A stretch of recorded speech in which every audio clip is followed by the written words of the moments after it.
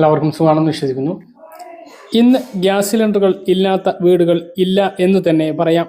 Gas connection വ്യാപിക്കുന്നതോടെ അതുമൂലമുള്ള അപകടങ്ങളും വർദ്ധിച്ചു വരികയാണ്. മാരകങ്ങളായിട്ടുള്ള അപകടങ്ങളാണ് പലപ്പോഴും ഉണ്ടാകാറുള്ളത്.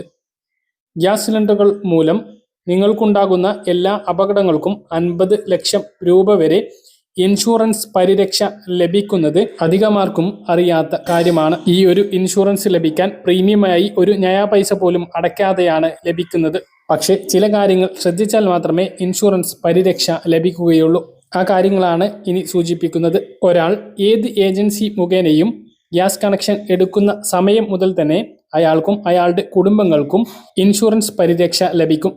എന്നാൽ അപകടത്തെ തുടർന്ന് ഇൻഷുറൻസ് ലഭിക്കണം എങ്കിൽ നമ്മളാരും ഇതുവരെ ശ്രദ്ധിക്കാത്ത ചില കാര്യങ്ങൾ ശ്രദ്ധിക്കേണ്ടതുണ്ട്. ഇതിൽ ഏറ്റവും പ്രധാനപ്പെട്ടത് സിലിണ്ടറുകളുടെ കാലാവധിയാണ്.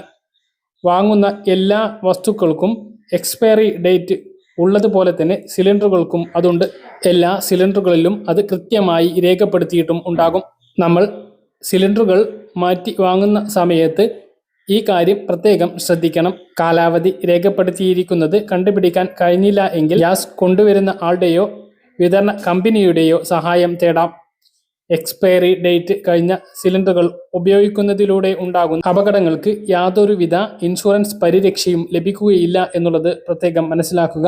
ഗ്യാസ് സിലിണ്ടറുകളുടെ കാലാവധി എന്നിവരെയാണ് എന്ന് മനസ്സിലാക്കാൻ എളുപ്പമാണ്. ഗ്യാസ് സിലിണ്ടറിന്റെ ഏറ്റവും മുകൾ ഭാഗത്ത് കാണുന്ന വൃത്തത്തിലുള്ള വളയത്തിന് താഴെയായിട്ടാണ് അതുമായി ബന്ധിപ്പിച്ചിട്ടുള്ള മെറ്റൽ ഭാഗത്തിന്റെ ഉൾവശത്തായി ഇംഗ്ലീഷ് അക്ഷരമാലയിലെ എ മുതൽ ഡി വരെയുള്ള അക്ഷരങ്ങളും കൂടെ 2 അക്കങ്ങളും ഉണ്ടാകും. അക്ഷരം ഏത് മാസത്തെയാണ് എന്നും അക്കം ഏത് വർഷമാണ് എന്നും സൂചിപ്പിക്കുന്നു. എ എന്നാണെങ്കിൽ ജനുവരി മുതൽ മാർച്ച് വരെയാണ് സൂചിപ്പിക്കുന്നത്. ഏപ്രിൽ മുതൽ ജൂൺ വരെ ബി എന്നും, ജൂലൈ മുതൽ സെപ്റ്റംബർ വരെ സി എന്നും, ഒക്ടോബർ മുതൽ ഡിസംബർ വരെ ഡി എന്നും സൂചിപ്പിക്കുന്നു. ഉദാഹരണത്തിന് സിലിണ്ടറിൽ C26 എന്നാണ് രേഖപ്പെടുത്തിയിട്ടുള്ളത് എങ്കിൽ ജൂലൈ മുതൽ സെപ്റ്റംബർ വരെ 2026 എന്നാണ് അത് കണക്കാക്കുന്നത്. കണക്ഷൻ ആരുടെ പേരിലാണ് എന്നതും പ്രധാനമാണ്.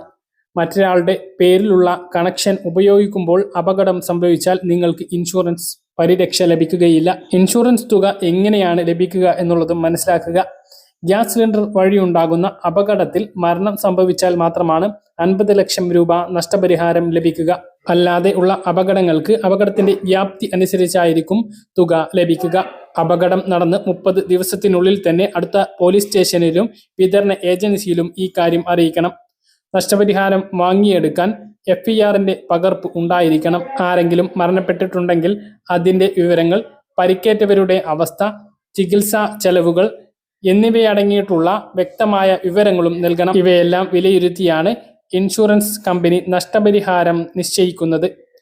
ഈ തുക ഗ്യാസ് കമ്പനി വിതരണക്കാരന് നൽകും. അവർ ഉപഭോക്താവിനും രേഖകളെല്ലാം സമർപ്പിച്ചാൽ പരമാവധി 6 മാസത്തിനുള്ളിൽ പണം ലഭ്യമാക്കും. ആർക്കും ഇത്തരമൊരു അപകടം ഉണ്ടാവാതിരിക്കട്ടെ.